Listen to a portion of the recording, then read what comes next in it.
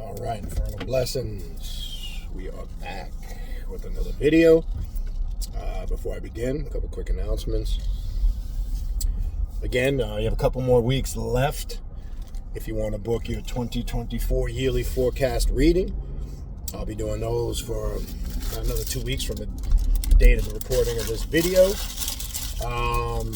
When you do send me an email to request a yearly forecast reading, please include into the subject box of the email yearly forecast reading, just so I can see those. I'm trying to get those all booked and scheduled before I stop doing them. This way I don't fall behind.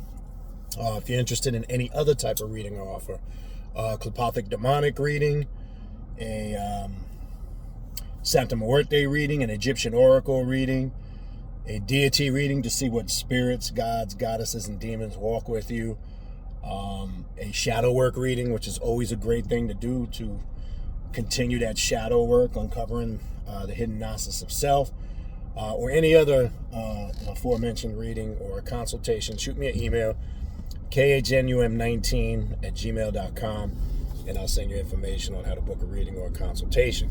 If you are interested in signing up for classes that I offer, the way to do that is to go to the official Patreon page, patreon.com/Baniti, Baniti, tier 3.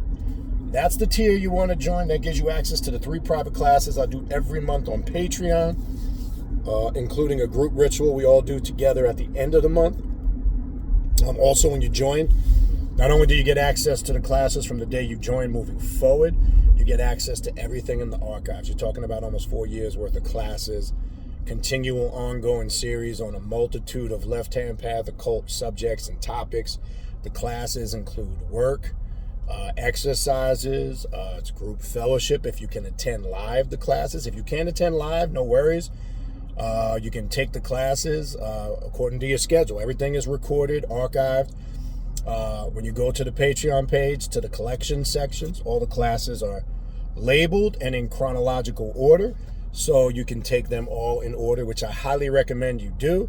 I don't recommend you skip around all over the place, because then people contact me and email me about questions that are answered in previous classes. So again, if you want to sign up for classes, patreon.com/Baniti, Baniti, tier 3. Also check us out on Instagram, Primordial Chaos 9 on one word. Facebook, Primordial Chaos 2 words. That's how you can keep up with all the latest happenings, announcements, classes. Also here in the community section on YouTube. I also upload all the new YouTube content on the Patreon page, so you can check some of the videos there too. So again, if you need to reach out to me, the direct link to the Primordial Chaos podcast, which is available on Spotify and all major podcast platforms, my contact email address, along with the link to the Primordial Chaos Patreon page to sign up for classes. All of that is in the description box of this video that you're currently watching right now. All right, so you see the title. I want to talk about Gatekeepers of the Abyss, right? Gatekeepers are prominent. I said I would kind of continue. Well, I mentioned this in the previous videos. I wanted to do a video on this, so I figure I have a quick tutorial on Gatekeepers of the Abyss. Okay? In many different cultures, gatekeepers, deities, demons, gods, goddesses, and spirits that are synonymous with guarding the gates, whether it's to the underworld, you could call it the void, you could call it the abyss, right? Really what it's tying into your subjective consciousness and your subjective realm, opening you up to the multiverses. But the reason why they're gatekeepers, they guard the gates. Okay? Now, what are some gatekeeper deities that we can run through real quick? Right? You go to ancient Egypt, obviously everybody's familiar with Ampu. Some might know Anubis, right? Who is the guide or the spirit that takes you to the necropolis. And the word necropolis, or necro, right, is the Greek word for realm of the dead, or the abode of the dead. That's more of a Greek term, not an ancient Egyptian term, right? So he is the guide that guides the spirit and the soul through the underworld, right? This is why he is prominent with the whole, when you look at some of the funerary scenes and you look at some of the hieroglyphics and the depiction whether it's the weighing of Ma'at, the soul being guided to the underworld. Ampu is connected with that, or Anubis. He would be a gateway deity. When you go into Voodoo or Voodoo, any of the Samdis, they're all gateway deities. Santa Muerte would be a gateway deity because she bridges again. And the reason why they refer to them in some of these systems as gateway deities because they are the door or the entrance or the opening. I don't really like to call it the realm of the dead, but you know what I'm talking about. Really, the realm of immortality, right? Of everlasting life. We say dead because they're physically dead to us, right? They might be physically dead and giving up the physical decomposition. I'm talking about people when they transition on, but the spirit and the soul live on, right? So these are the gateway keepers. Now, when you get into other different systems, there are many demons, whether you're working with the Goetias, whether you're working with a specific pantheon or system, say the Necronomicon or Babylonian magic with the Anunnaki, you have gatekeepers there. Again, I could be here for a long period of time, but not to waste too much time on that, but you get my point. But from an esoteric or occult perspective, what does this really mean in transition to and break down, and how are we to understand and perceive this? Okay, when you start to enter the gates of your subconscious mind and enter these multiverses and subjective realms that are endless, right? That's why we say multiverses with the plural. We're just one universe in a multitude of universes, right? We got to get that locked in our brain. We forget that sometimes. So once you go through the gates, and the spirit Lilith too, in certain systems like the Klippoth, a gateway deity, right? Because she is the one that pulls the individual through the gate of the Sitra Akra into the void, right? Which really, in essence, is a deep personal self-initiation. Because the abyss, or the void, or both, the void and the abyss, we should put it in that order, when you enter in that, you're entering into a higher realm of consciousness. You have opened your psyche up to a level of consciousness that you have never experienced when it happens for the first time, because knowledge is revealed to you. Sacred information and secrets are revealed to you as you go and as you travel these realms. So there are certain, I don't know if requirements is the right word, but there are certain levels one must attain. So let me put it that way, which is almost similar to requirements, in order for you to get to that level and ability. Okay? Now, there's no roadmap or a set gauge to determine how that's going to happen. See, and that's the difference between a path of self-mastery, self-initiation into self-mastery, is because it solely depends on you. This is not gauged by some structured system, right? It's not gauged by a specific time frame, right? It's gauged by the work that you put in, the consistency of that work, and the results that you're getting from that work. Because when you're locked in and you're connected on a level that's, is quote unquote next level, everything that resonates about you and within you communicates that to you. Okay, so some of the signs, how you know certain people are gatekeepers. They usually have a certain presence, right? Now, even in some African cultures, right, they describe, sometimes they refer to some of these gatekeepers as spirits of small children or innocent children. Now, even you'll find in some African cultures like Credo Mutwa, they talk about homosexuals, or sometimes gatekeepers or at the gates of some of these realms. And the reason for why they say that is it's purity of mind, restriction of being indoctrinated. Now, there's reasons why. That's just two keynotes, and I'm saying that's just in some cultures. That is out there. And again, I'm not going to get into that here because that would be too time consuming. You can research that further. But depending on what you're reading, will sometimes assign specific cultures and deities. Even in certain cultures. You go back into ancient Egypt, Bes, right, who is a small pygmy dwarf type of deity. That's known, pygmy type of deity. So, the list goes on and on. But the main thing we have to understand is those gates are guarded, because those spirits and demons and gods and goddesses just don't let anybody in. Okay? So yes, there is certain things we must be aware of on this path, because when you get to a certain level, you're going to have to get to those certain requirements or standards if you quote unquote want to be on this path and become the best that you can be. But gatekeepers usually have certain characteristics and personality traits about them. He or she usually carries a certain presence when they're connected to gatekeeper spirits. They're usually very knowledgeable and intelligible and know a lot of things that certain people may or may not know.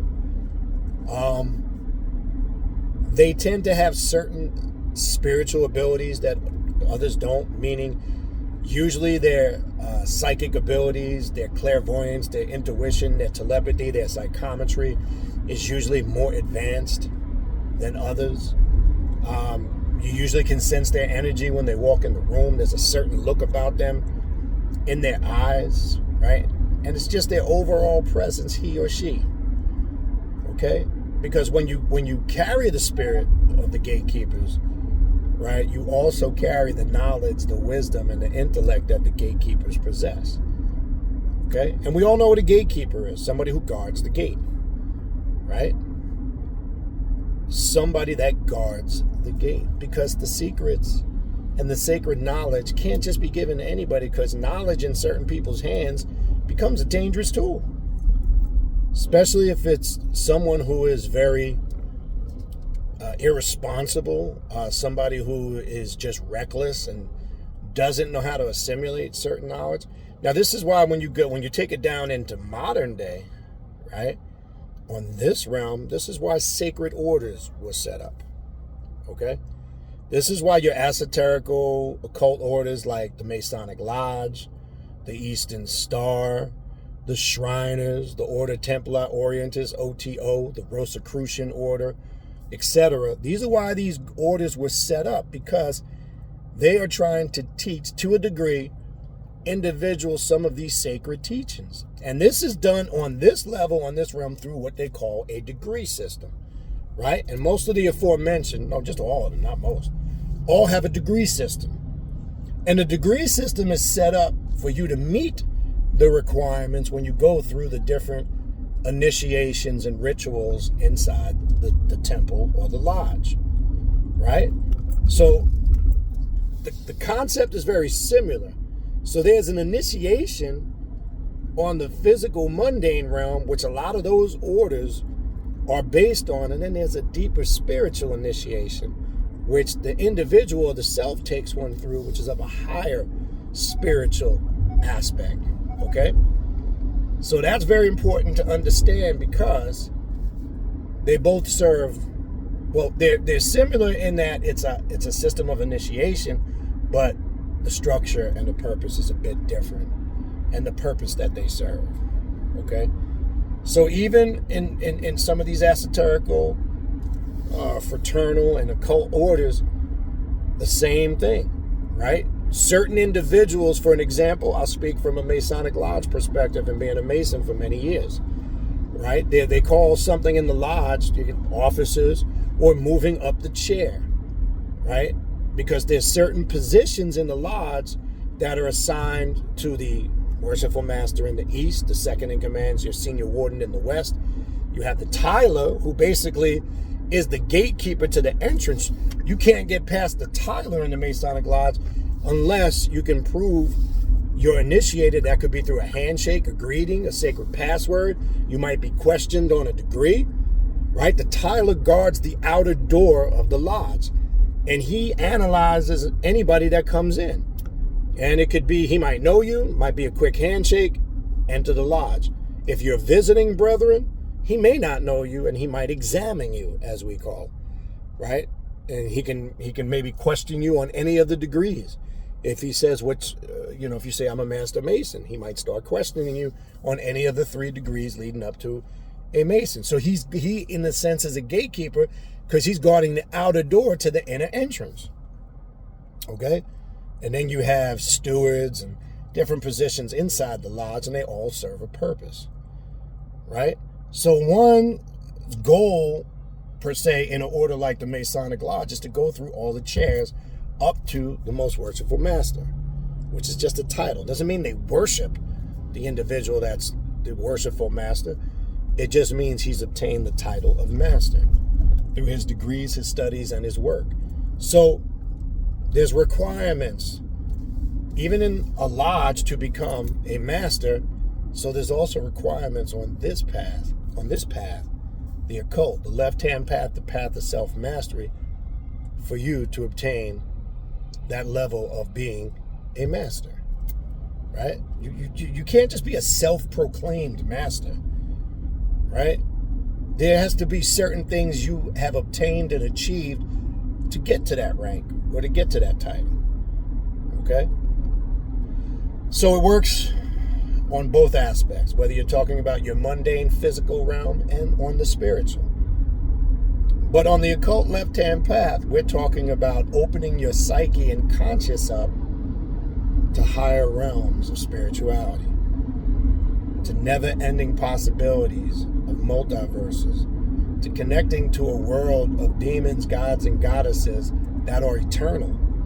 And not everybody is prepared to deal with that, because it opens up the reality and awareness that everything you've been taught has been a fucking lie, literally.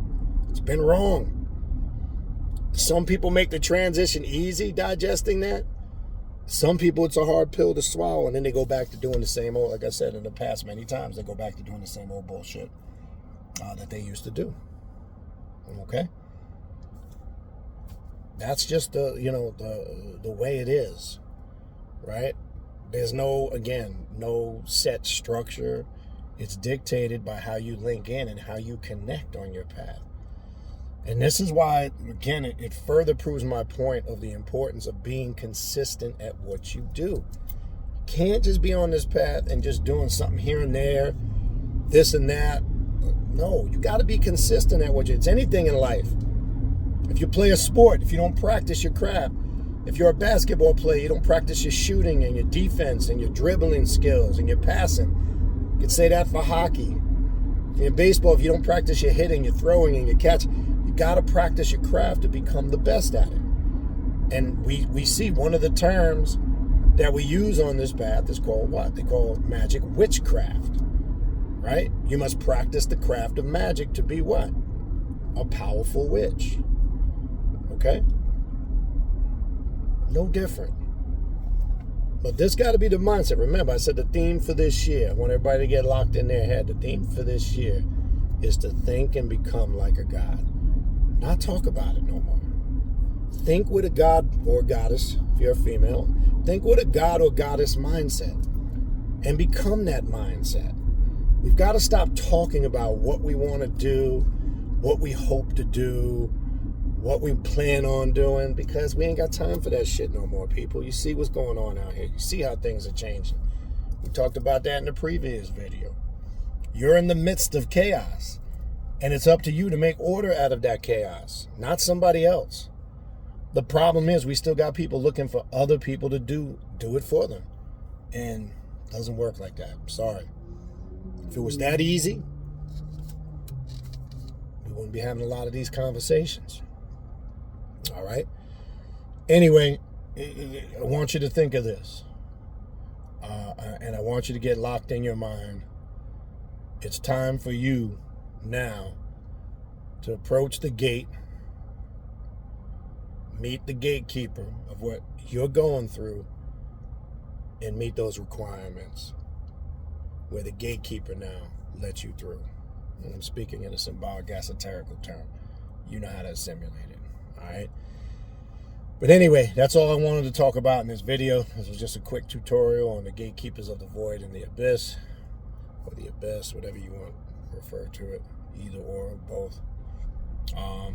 Again, if you need to reach out to me, for a spiritual reading or a spiritual consultation, contact email is in the description box of the video, along with the direct link to the podcast is in the description box of this video, along with the social media pages, and also the direct link to the Primordial Chaos Patreon page.